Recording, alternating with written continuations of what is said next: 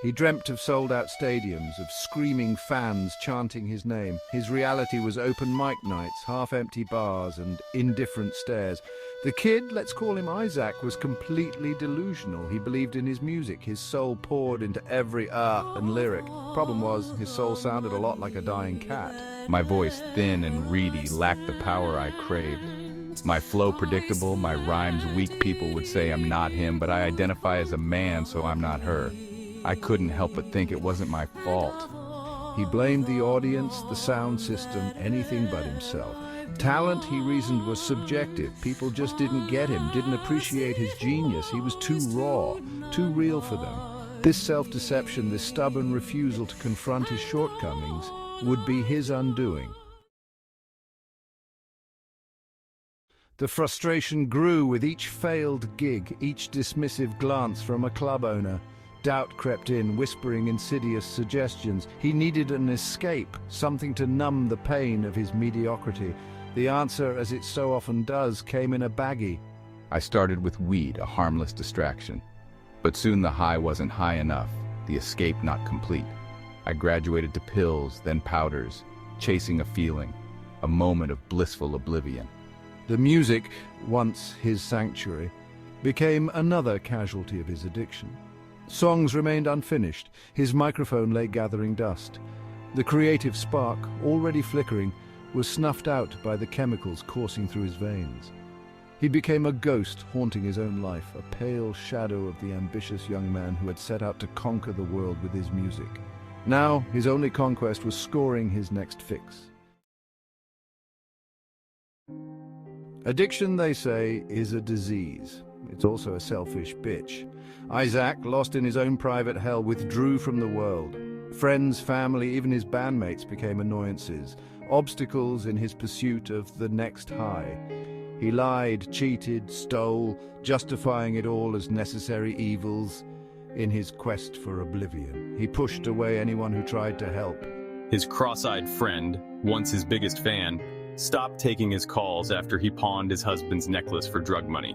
His bandmates, tired of his erratic behavior and constant excuses, finally kicked him the fuck out.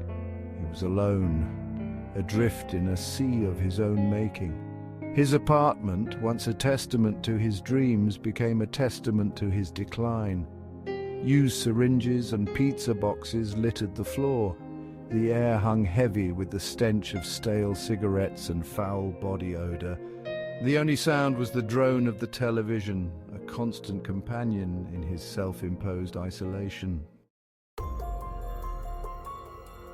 The end, when it came, was swift and brutal. Section 4, Eviction Notice, Reality Bites Hard. This is the last straw. I've tolerated your late rent payments and drunken tirades long enough. He was broke, jobless, and facing homelessness. The eviction notice, slapped on his door like a scarlet letter, was a stark reminder of the consequences of his actions. Everything I have left just tossed onto the sidewalk, but it was fleeting, quickly replaced by the familiar numbness. Standing on the curb, watching his life packed into garbage bags, a flicker of something resembling regret crossed his face. The meager possessions he hadn't already pawned or sold were tossed onto the sidewalk, a sad tableau of a life gone off the rails.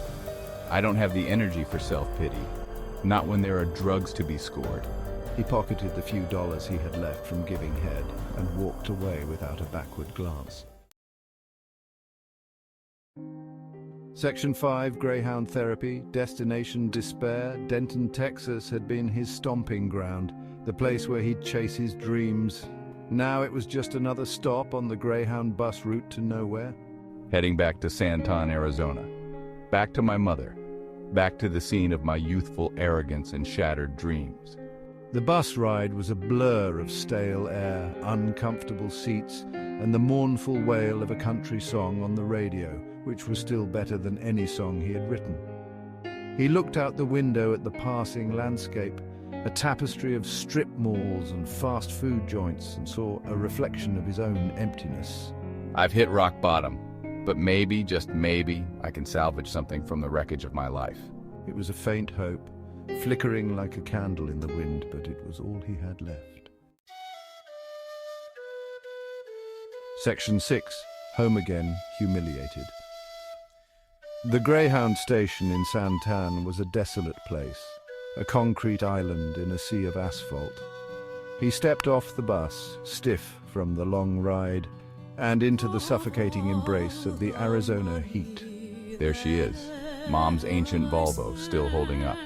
His mother's ancient Volvo station wagon, its paint faded and peeling, was waiting for him. He hadn't called ahead, hadn't wanted to hear the disappointment in her voice, but she was there, waiting patiently, her face etched with a mixture of relief and resignation.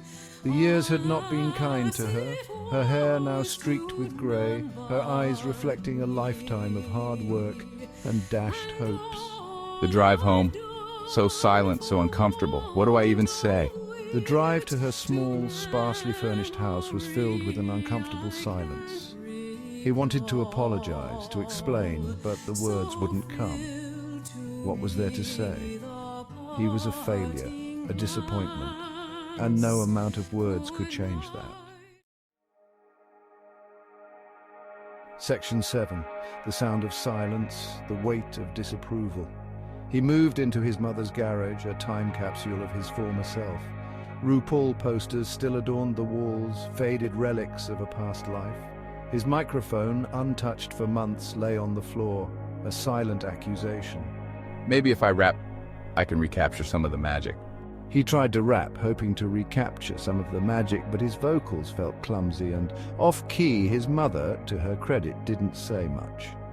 She gave him a roof over his head, food on the table, and the space he needed to wallow in his self-pity, but her silence spoke volumes. She had always tolerated his music, endured his endless rap efforts and off-key singing, but her patience had worn thin. It's no good, it's just noise. One night, he sat at the kitchen table, nursing a cup of whiskey as she did the dishes. He had been trying to write, to exercise his demons through music, but the words wouldn't come. He sighed, the sound heavy with defeat. It's no good, it's just noise. Yes, it is, and you have a peculiar nose. And with that, she went back to her dishes, leaving him alone with the deafening silence of his failure.